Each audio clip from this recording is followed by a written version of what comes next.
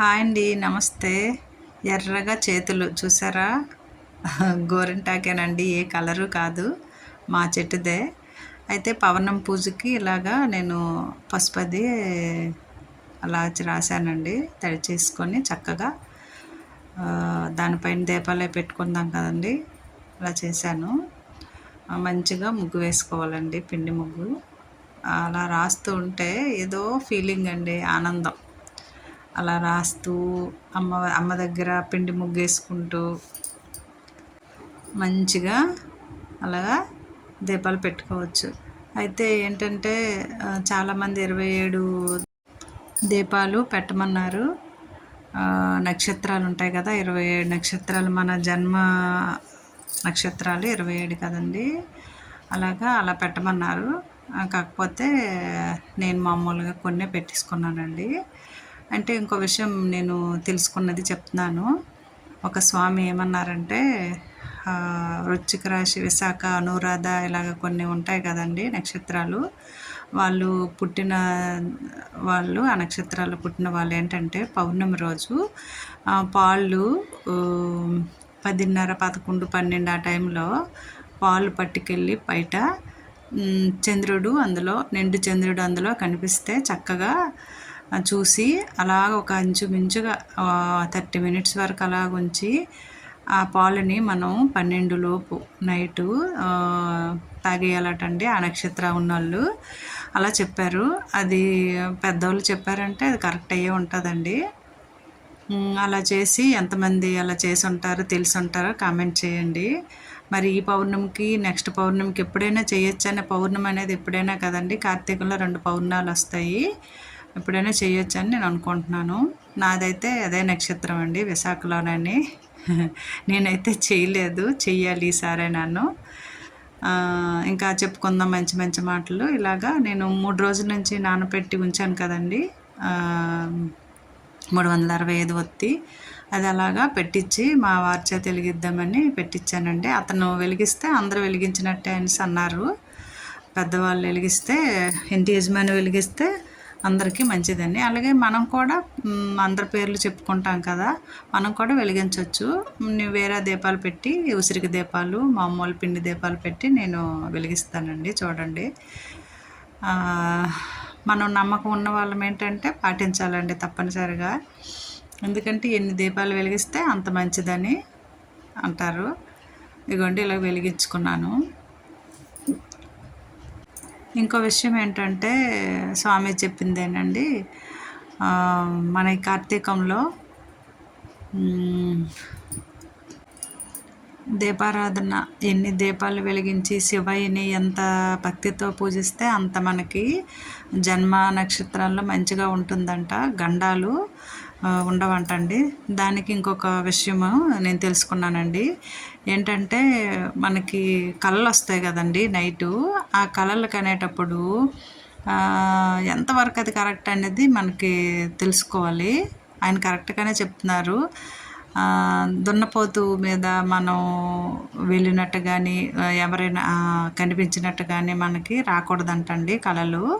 అలాగొస్తే కొంచెం మనకి ప్రాబ్లమ్స్ వస్తాయంట. అవి వచ్చాయి అనుకోండి, దాని పరిష్కారాలు అంటూ ఉంటాయి. ఆ నమ్మకం ఉన్నవాళ్ళు, అలాగ వచ్చిన వాళ్ళు ఆ పరిష్కారాలు చేసుకోవచ్చండి. ఇగోండి, మా వారు నక్షత్ర హారతి అలా పెట్టాను కదండి, నక్షత్రంలా పెట్టాను చుట్టూను. అన్ని దీపాలు అయితే 27 పెట్టాలంటే అన్నీ అయితే నేను పెట్టలేదు, కానీ ఇలా పెట్టానండి. ఇదొక తృప్తి కదండి. అలా మా వారి చేత వెలిగించానండి. అది చక్కగా నిండుగా ఎంత దినుగో అనిపించిందండి. ఇంకో విషయం, మీకు ఇంట్లో నేను అమ్మని పెట్టుకున్నాను కదండి మొన్న క్షీరాబ్ది ద్వాదశి రోజు, ఆ వీడియో అప్లోడ్ చేశాను. చాలామంది చూశారండి. నిజంగా నాకు తులసమ్మ అలాగే అయ్యిందండి మా ఇంట్లో అమ్మ. అందుకు ఈ అమ్మని నేను ఎన్ని రోజులైనా అలాగ ఉంచి పూజ చేసుకుంటానండి. ఆ అమ్మనేమో మామూలుగా ముందు మన సింహద్వారం ముందు పెట్టేసుకున్నానండి. ఆ అమ్మని చూడండి, వెలిగైపోతున్నాయి దీపాలు చక్కగా. అలా చూస్తుంటే ఎంతో మంచిగా అనిపిస్తుందండి. మంచి సువాసన వస్తుందండి ఆ నేతి దీపాలు అలాగా వెలుగుతూ కొలది. ఇంకంటే ఏంటంటే మంచి హెల్త్కి కూడా మంచిదటండి. ఇంకొక విషయం చెప్తాను చూడండి. మనం నేతి దీపాలు వెలిగించడం వల్ల హార్ట్ మంచిగా పనిచేస్తుందటండి. ఆ స్మెల్ అంటే ఊపిరితిత్తుల ద్వారా ఆ నూనె నుంచి మనం ఆ నెయ్యి నుంచి కాలే వాసన వస్తుంది కదండి, ఆ పొగ లాంటిది మనకి మంచిదంట. హార్ట్కి మంచిదంట. మనం పీల్చుతాం కదా, దాని నుంచి చూడండి ఎంత బాగా వెలుగుతున్నాయి. ఎంత గాలేసినా అమ్మ అలా వెలిగిస్తున్నది. అయితే చాగంటి వారేనండి స్వామి చెప్పారు, ఆ దీపం రోజు వెలిగించడం వల్ల మనం అక్కడ చాలాసేపు అలా ధ్యానం చేసుకోవడం వల్ల మనకి హార్ట్ ప్రాబ్లమ్స్ అలాంటివి ఏమున్నా చాలా వరకు క్యూర్ అవుతాయంట. ఒక కథలాగా చెప్పారండి. ఒక ఆమె అలాగే చాలా ఇబ్బంది పడిందంట. ఎన్ని డాక్టర్ల దగ్గరికి వెళ్ళినా ప్రాబ్లమ్స్ క్యూర్ అవ్వలేదటండి.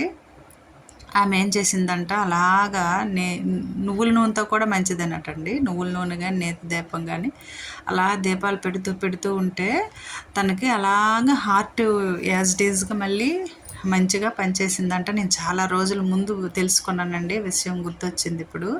ఆ సువాసన అలాగ వస్తుందండి మనం దీపాలు వెలిగించేటప్పుడు, దాని నుంచి వచ్చే పొగ లాంటి దీంట్లో. ఇంకా కొండెక్కే ముందు అయితే ఇంకా మంచిగా వస్తుందండి. చక్కగా వెలుగుతున్నాయండి దీపాలన్నీ. ఎంత ఆనందం అనిపించింది. మా వారు వెలిగించారు, నేను వెలిగించాను, పాప వెలిగించిందండి. చక్కగాను గాలి గాలి గాలి అండి. ఏవేవో అడ్డు పెట్టారు ఇతను. దీపారాధన మాత్రం చాలా మంచి ఎనర్జీ అండి, పాజిటివ్ ఎనర్జీ, అందులో ఏం డౌట్ లేదు. చక్కగా హారతి ఇచ్చేస్తున్నానండి అమ్మకి. నా దిష్టే తగిలేసింది అమ్మకి. ఇంకా ఇంకా ఇచ్చేయాలండి హారతి. అలాగే అన్నీ కొండెక్కిపోయండి. ఈ దీపం మాత్రం బాగా నేతిలో నానపెట్టాను కదండి, చక్కగా వెలుగుతుంది.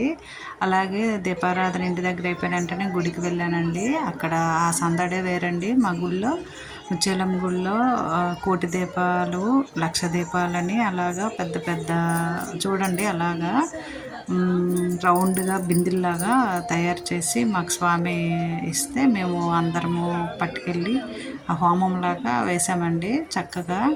అక్కడైతే ఇంకా అండి మైండ్ చాలా పీస్ఫుల్గా మంచిగా అనిపించింది.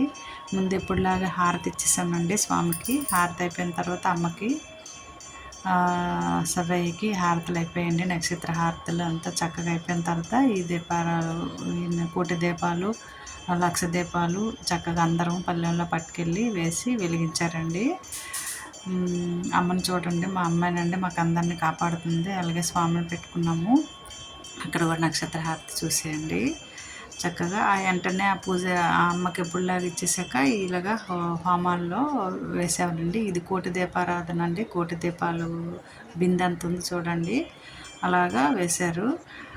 అందరము అలాగా దండం పెట్టుకున్నామండి. నేను వీడియోలో పక్కన ఉండిపోయానండి, నేనే వీడియో తీశాను కదా. అందరం దీపాలు చేసుకున్నాము.